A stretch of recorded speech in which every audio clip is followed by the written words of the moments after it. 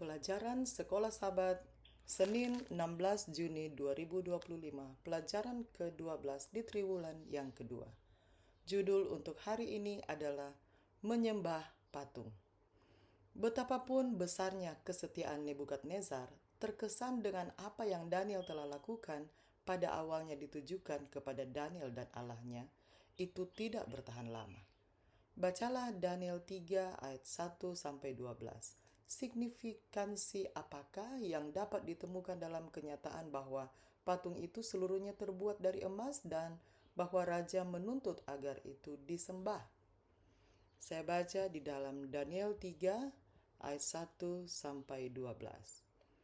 Raja Nebukadnezar membuat sebuah patung emas yang tingginya 60 hasta dan lebarnya 6 hasta yang didirikannya di dataran Dura di wilayah Babel. Lalu Raja Nebukadnezar menyuruh orang mengumpulkan para wakil raja, para penguasa, para bupati, para penasihat negara, para bendahara, para hakim, para ahli hukum, dan semua kepala daerah untuk menghadiri pentabisan patung yang telah didirikannya itu. Lalu berkumpullah para wakil raja, para penguasa, para bupati, para penasihat negara, para bendahara, para hakim, para ahli hukum, dan semua kepala daerah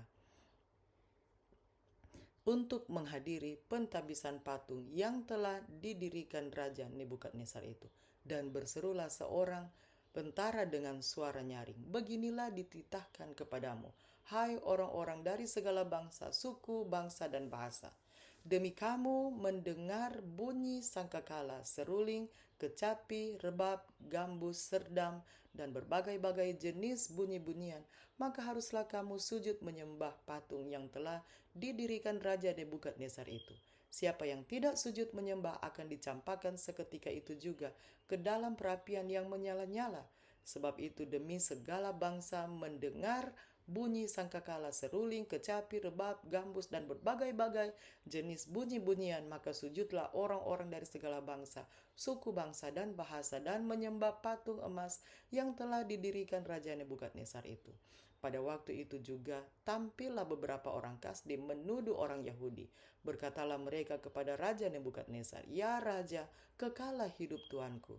Tuanku Raja telah mengeluarkan titah bahwa setiap orang yang mendengar bunyi sangkakala, seruling, kecapi, rebab, gambus, serdam, dan berbagai-bagai jenis bunyi-bunyian harus sujud menyembah patung emas itu, dan bahwa siapa yang tidak sujud menyembah akan dicampakkan ke dalam perapian yang menyala-nyala. Ada beberapa orang Yahudi yang kepada mereka telah Tuanku berikan pemerintahan atas wilayah Babel, yakni Sadrak, Mesak, dan Abednego. Orang-orang ini tidak mengindahkan titah Tuanku, ya Raja. Mereka tidak memuja dewa Tuanku dan tidak menyembah patung emas yang telah Tuanku dirikan." Raja menggarisbawahi pembangkangannya terhadap pekabaran Allah dengan membangun sebuah patung yang dibuat seluruhnya dari emas. Pesannya, Babel tidak akan pernah jatuh dan Nebukadnezar akan selalu menjadi raja. Dan siapapun yang berani menantang gagasan itu akan dihukum mati. Ini berfungsi sebagai pengingat yang kuat bahwa keinginan manusiawi kita untuk menentukan nasib sendiri dengan cepat membutakan kita dari kebenaran tentang bagaimana pertentangan besar pasti akan terjadi.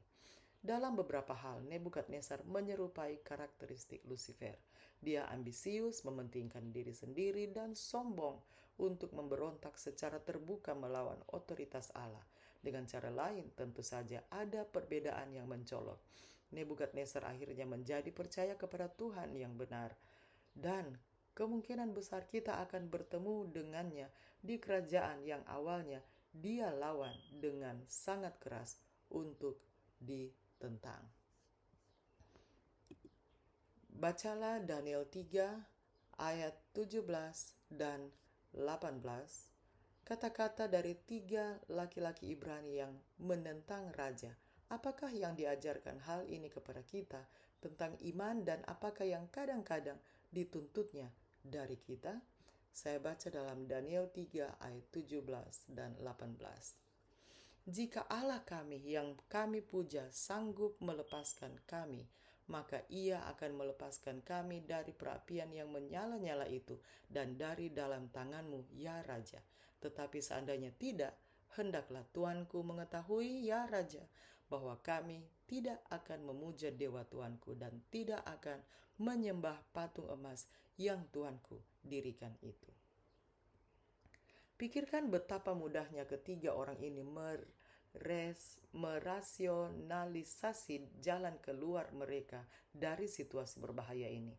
Lagi pula, bukankah mereka fanatik, rela dibakar hidup-hidup hanya karena tidak sujud?